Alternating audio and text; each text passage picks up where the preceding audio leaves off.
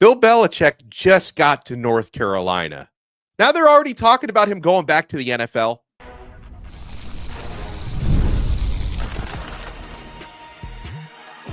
You are Locked On ACC, your daily podcast on the Atlantic Coast Conference.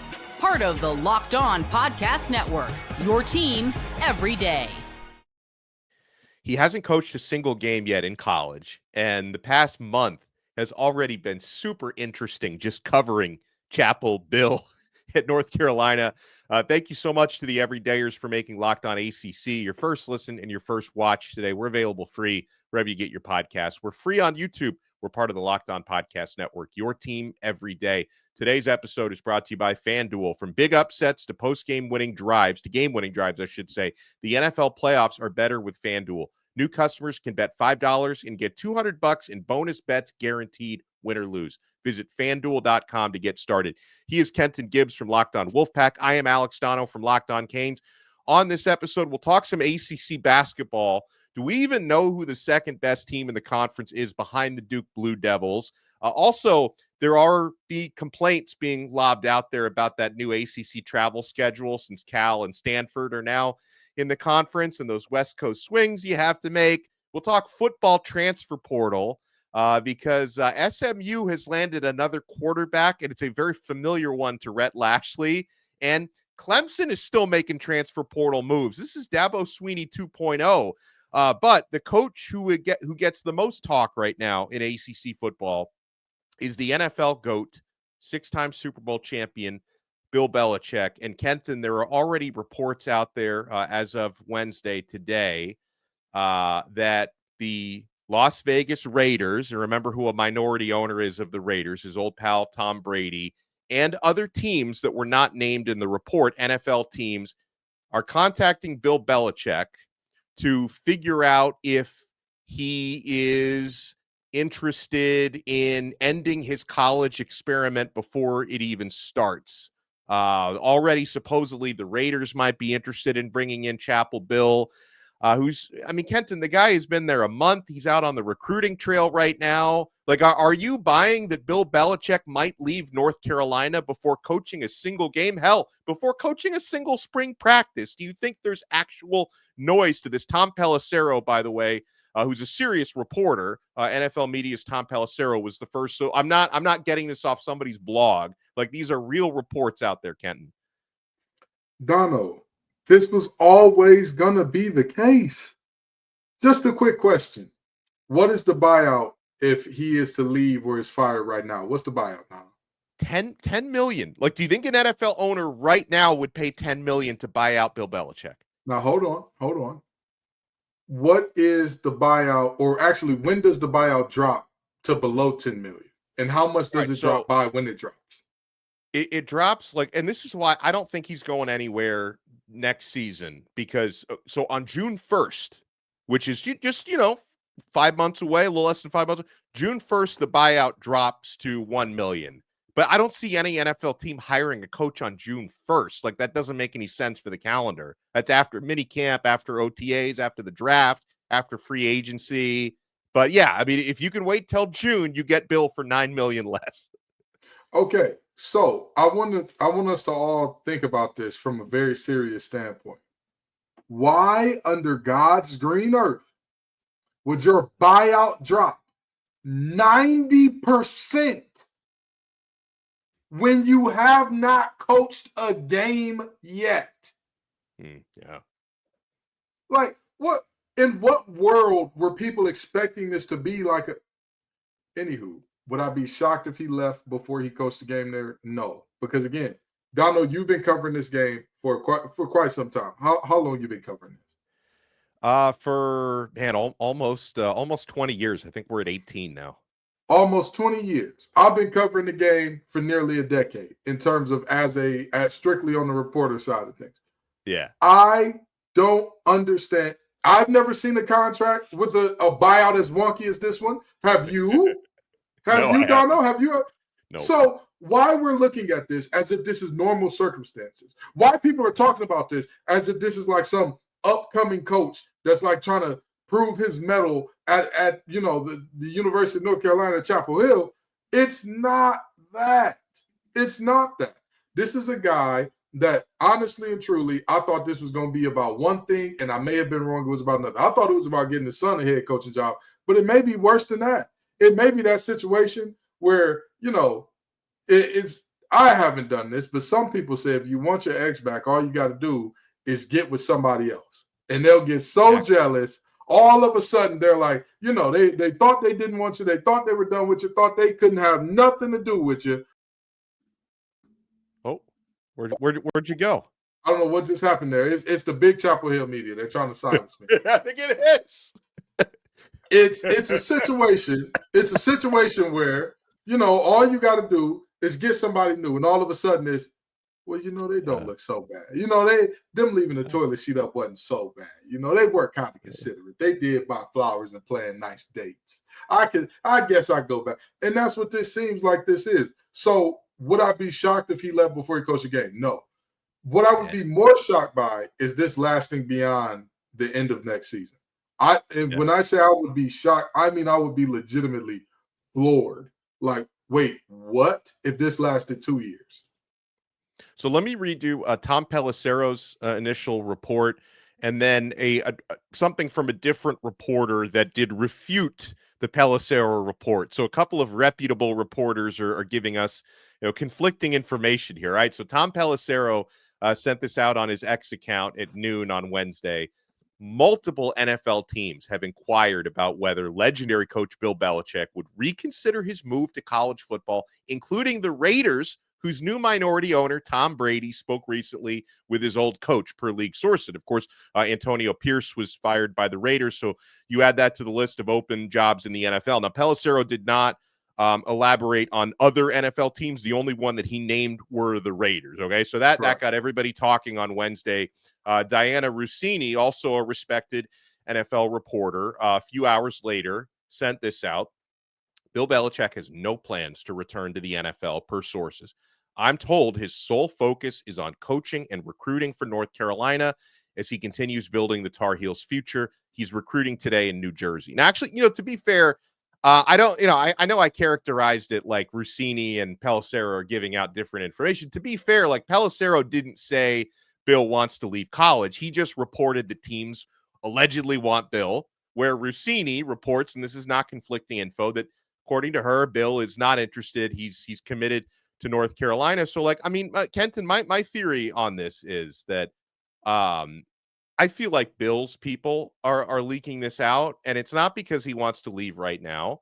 I think he wants to leave next year, and he wants the buzz to be out. Like Bill Belichick wants to get back to the NFL. He wants to break Don Shula's wins record, which he can't do if he's not coaching in the National Football League. I think that's ultimately where Bill wants to be. He has wanted NFL jobs. He interviewed for the Atlanta Falcons job last year, didn't get it. Apparently he was interested in the Jets job and they weren't interested in him. So he's trying to put that buzz out there. So, yeah, he's probably going to have to get through one season in college to get back there. But I do think Bill's people, in my humble opinion, are probably the ones leaking this out. Can I ask you a question, Donno? Can I ask you a very serious question here? You're a Miami guy, right? When Saban was with the Dolphins, were there any reports like, oh, yeah, he's definitely talking to Bama. He's out. Were there any reports? Were there any reports that were saying that at the start, when you first start hearing murmurs, were there legitimate folks saying immediately when you first start hearing murmurs, oh, yeah, he's definitely going to Bama? I mean, it didn't start till late in his second year at Mug. It didn't start right after he took the Dolphins job. He was there for 2 years. It started at the end of the second year. What I'm saying is, when things like this happen, you never get all of the whatever is going on up front. You never get 100% of it. The first report is like, oh yeah, he's going to this team. He's going. Oh, well, but there was a famous press conference that Saban had right before he left the Dolphins, where a reporter flat out asked him, "Are you going to take the job at Alabama?" And he said, "I'm not." These words, "I'm not going to be the Alabama coach." He said it, and then 2 days later, he was at Alabama. But you get what I'm saying here? At the end of the day, nobody will ever say, oh, I'm gone, I'm out, I'm done in terms of these coaches. I've never heard that. I've never heard a coach say that. I've never heard anybody say, hey, I'm still here right now, regardless of how long they've been somewhere. I've seen coaches that you knew were beat down, dejected, were on their last leg, okay? You know, when people say we're going to ride this thing till the wheels fall off, well, hell, they were grinding on the axles. And still, they were picking up the car and rolling Flintstone style. And they still weren't going to lie, or they still were going to lie and say, no, I'm where I want to be. I'm happy here. I'm all right. Hey, it's the owner's decision. Hey, you know, where I'm just, nobody ever says, of course I'm leaving, you idiots. They're going to pay me more money there. I'm going to have more control there. I'm going to have more of what I want. I'm going to get to be the head coach and the GM over there. This GM kind of stinks. You don't hear that. You don't hear that. So, of course, there's not going to be a report on this. But, you know, I'm not really worried about it. Well, I would love to hear from Tar Heels fans. Let us know in the comments if, I mean, would you be worried about losing Bill before it even starts? And if it were to go down that way, would be some of the worst timing to go out after just hiring a new coach to go out and do another coaching search when a lot of, you know, the good names have already gotten jobs elsewhere. That would be an absolute nightmare. Or maybe you don't want to live under a cloud for the next year or two where you're constantly hearing rumors about your coach leaving. Maybe you want to be free of that early on. So I'd love to hear from the North Carolina fans and why you think these reports are surfacing today. And again, Tom Pelissero he's a reputable reporter. This is not somebody just making stuff up. Why do you think these reports are coming out today? Got a lot more to talk about on this episode of Locked On ACC, including Dabo Swinney continuing to use the transfer portal, and Rhett Lashley. I'm not sure if he needed another quarterback, but he just got one. You want to keep it locked right here. We're only getting started on this brand new episode of Locked On ACC. Did Rocket Money help you find any subscriptions you forgot about, or maybe you were paying for them twice? That's definitely happened to me before. I had a few subscriptions I didn't even realize I was still paying for, and Rocket Money made it so easy to track them all down. It's like having a personal assistant for your finances.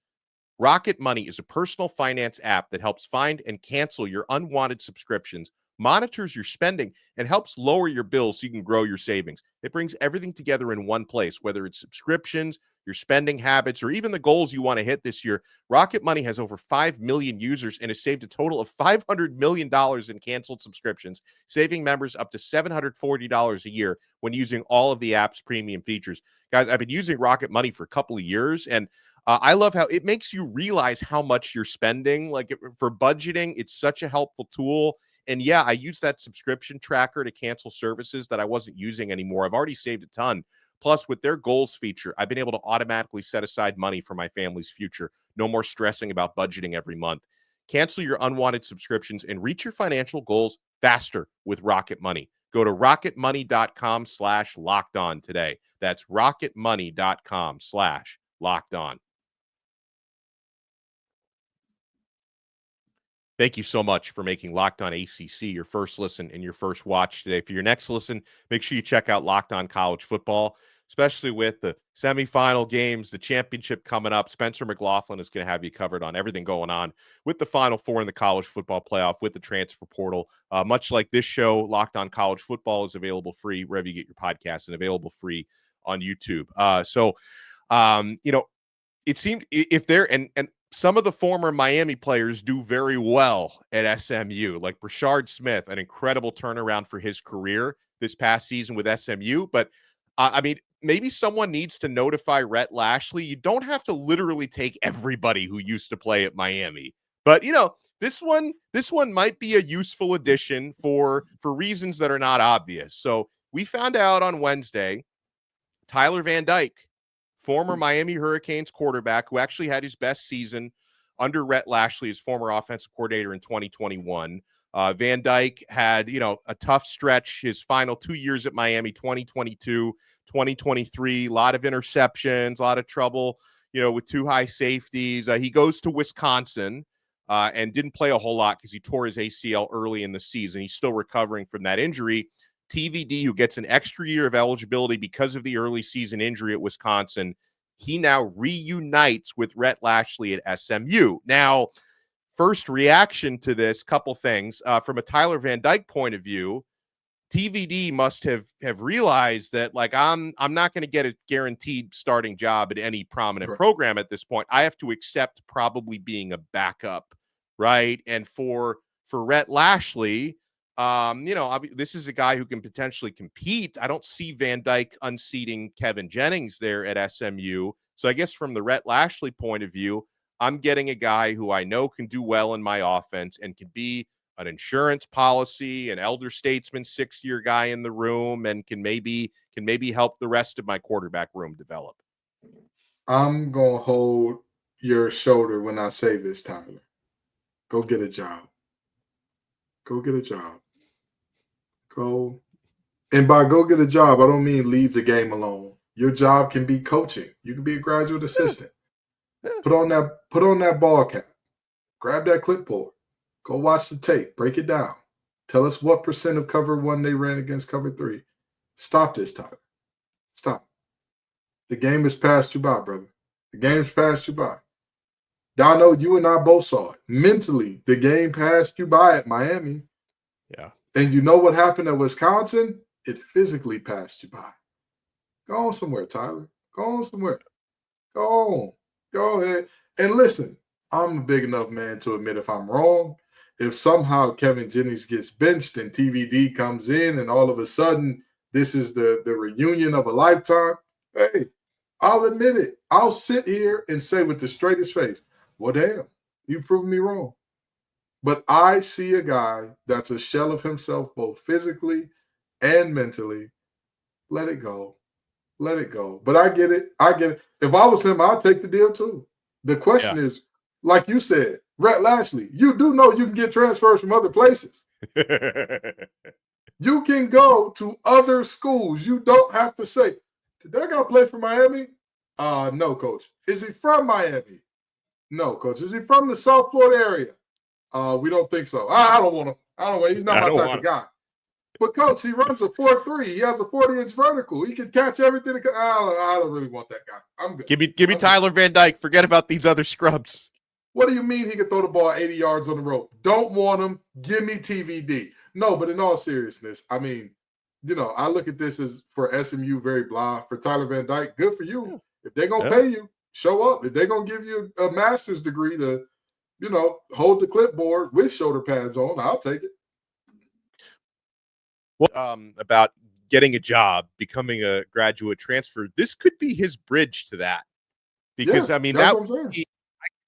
I could totally see Rhett Lashley in 2026 when, TVD is finally out of eligibility saying, hey, like, why don't you stick around? Like, Lashley has De'Aaron King, who he also coached at Miami as his quarterback's coach. Van Dyke also knows King because he sat behind King for a season and about a season and a half before he took over when De'Aaron King got injured at Miami. So this could be TVD's segue to be on scholarship for a year and then become, a GA or an assistant coach the following year. This could be his bridge to that. Now, also, like, I wouldn't, I would probably 99% rule this out, but I wouldn't 100% rule out a Cinderella story for Van Dyke getting opportunities to play there. Because at least one thing we know about Rhett Lashley is when it comes to quarterback competitions, like the guy doesn't play favorites. I mean, if there's any issue with the current starter, because Preston Stone last year seemed like a lock to be a full season starter. And as soon as Stone started to struggle and Jennings was clearly practicing well, Lashley gave Stone the hook, went with Kevin Jennings, and it paid off. He had an awesome year. So if for any reason, and I'm not expecting that to happen to Jennings, but if Jennings struggles or if he picks up an injury and Van Dyke practices well, and maybe the Rhett Lashley system is the secret sauce Van Dyke needs to be his best self because he's played well in that system before, it's probably not going to happen, but stranger Cinderella stories have happened in college football. So maybe that's in the cards for him. Yeah, and you know what? Hey, while we're talking about success in Texas, I could also find a date with Meg Thee Stallion somewhere in here. I could probably find that. I'm rooting for you. She's from Houston. I could probably find my way down there and just, look at us just bumping into each other at the Galleria Mall. Look at this. How crazy is that? Yeah, it's not gonna happen. When you think about Jennings and Stone and how that replacement kind of went, Stone was not having a good time passing the ball, and that's his whole thing. Like, he's a true pocket guy. He's not known as a guy that, like, hey, he's going to extend plays. He's going to make a bunch of crazy things happen with his legs. So when you look at him and Jennings, you're like, well, hell, if you're going to be a net zero passer, basically, what are you doing? We could put Jennings out there who will be, if he's a net zero passer, at least he adds into the run game to make the lanes a little bit easier for Brashard Smith. And guys can't immediately crash down off the end in the read option because they're like, hey, you got to play it honest. Because if Jennings pulls it, that's a very different dynamic.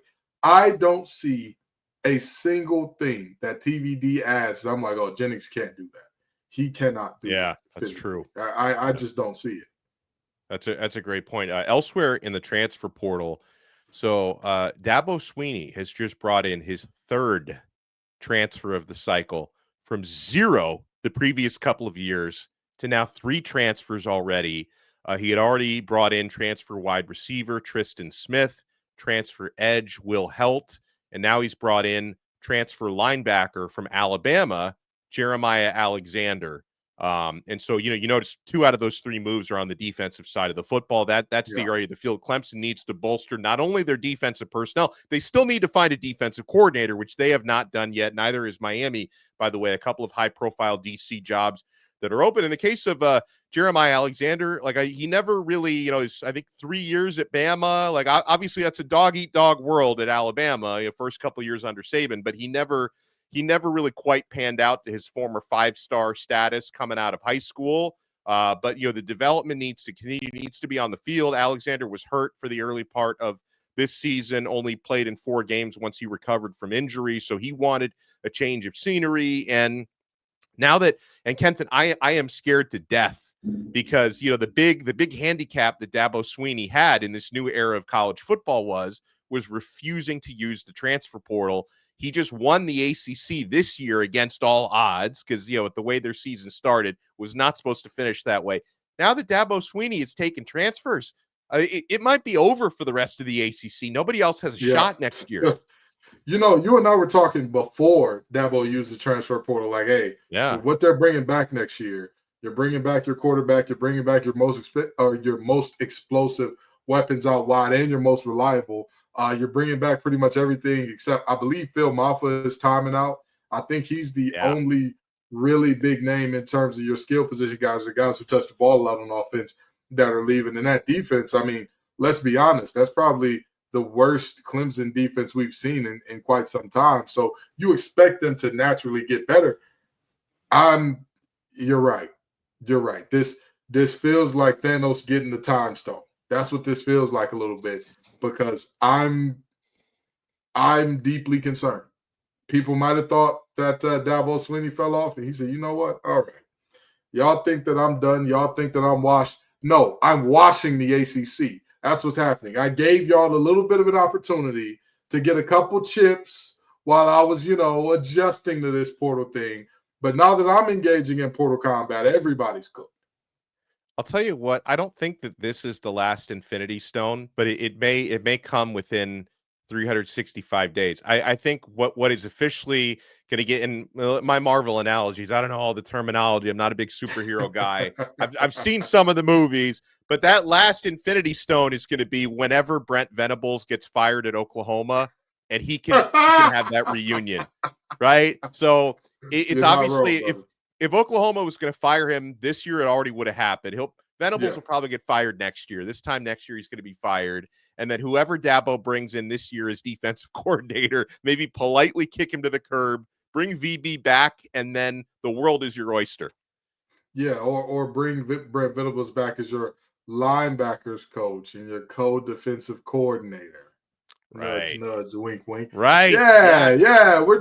We don't want to fire you. We don't want to pay you less. We're just gonna bring back old Brent Venables, and you get him at a little bit of a discount because he was one of the highest paid assistants in the nation when he was an assistant. And I was like, hey, I had a couple of years of head coaching SEC money. You got blue blood money too. You got OU money. You don't need us to pay you super high. You'll be the co-DC till the guy that's not really the DC moves on and goes wherever else, and then you take this thing back over. But I'll tell you what, him getting Brent Venables back, I might, all of the ACC would let out a deep, deep spiritual sigh in unison. Just when you had a bad day and your pants loop gets stuck on the door, that's what the ACC is going to collectively do. You've been there, Donno, where like everything's going wrong. And you're like, all right, well, at least I'm home. And then boom, your pants are stuck on the door. You just, oh boy. Alexa, play I'm Tired by Labyrinth. Well, it was it was a disappointing football season for the ACC. Is the same thing going to play out in basketball? Now, the ACC outperformed their rankings in the ACC in the NCAA tournament last year. Right now, there's a clear top team in ACC hoops. Who's the second best team? And also, we're already getting some complaints about that ACC travel schedule now that Stanford and Cal are in the conference and teams are having to go out and spend a week out west. You want to keep it locked right here. We're not done yet on this brand new episode of Locked On ACC.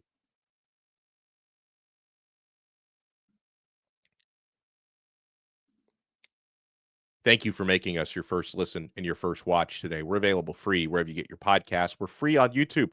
We're part of the Locked On Podcast Network, your team every day. He's Kenton Gibbs from Locked On Wolfpack. I am Alex Donno from Locked On Canes. So the ACC has one top 25 team. It's number 4, Duke. And, Duke went up against Kenton last night, a Pittsburgh Panthers team that was averaging 84 points per game. And Duke held them to 47 points in a 76-47 thrashing. And Cooper Flagg had, I know it's early in the season, but probably the dunk of the year, put somebody on a poster last night. And it kind of leaves me wondering. And Louisville pulled off a big win against Clemson. Is Louisville the second best team in the ACC right now? Is it Clemson, who had that 4-0 ACC record before last night? Like, it's clear that the Blue Devils seem to be the hope for the ACC to win a championship this year. But like, who would you say is the second best team? Because I'm not so sure. I don't think that there's any argument here that it has to be Louisville. I mean, Louisville has been phenomenal. And this is a lot like my Pistons with Monty Williams being gone. And you're like, oh my God, this team is 500. They're competing for a playoff spot. What the hell happened? It's the same thing with the Kenny Payne era. And yes, I said error, not era. Kenny Payne was absolutely abysmal there as the head coach. And I hate to say this, but it was just a bad situation all around. So far, Louisville has been spectacular for a ton of reasons, but I want to say the main reason is Chucky Hepburn. I mean, good grief. We ain't seen a undersized Chucky terrorize anybody like this since the mid-90s when all of those Chuckies and Return of Chucky and the Bride of Chucky movies were coming out. This young man is on fire. He makes the right decision with the ball every time. He can put it on the floor and get to the rim. He can shoot the lights out. He can dish. He can do it all. And he's leading this Louisville team in a very meaningful way. And I'll tell you this much. If you even thought, and don't get me wrong, I was on the side of like, hey, Clemson is right there. They're right in that discussion. We don't really know. This is kind of a 1A, 1B situation. But when you watch that game last night, when you watch what happened, it was close. Clemson was right there. We're neck and neck until it wasn't. It just, at a certain point in time, it became clear in that second half, oh boy, Louisville is just, they're one of those ones in terms of being a team that just is going to keep piling on and landing on you thick. And in particular, the way that they started off that second half and closed out the first half, you're not really going to make too much argument against Louisville being the second best team in the conference. Because again, they have played lights out basketball. They took some early tough losses, but they're seeming to figure it out and gelling together very well at this moment.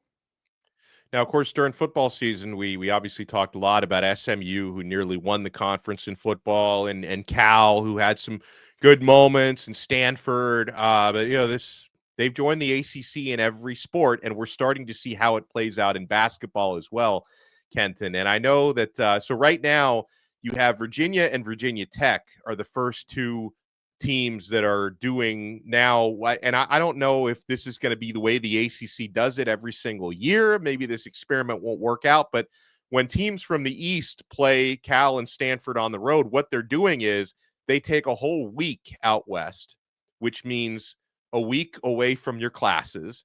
Right now, it's actually not a factor for this week for Virginia and Virginia Tech because classes have not yet resumed from winter break at those schools. But for everybody else, they're going to be missing a week of class to go out West to play Cal and Stanford the same week. Some of these games are tipping off at 11 p.m. Eastern time.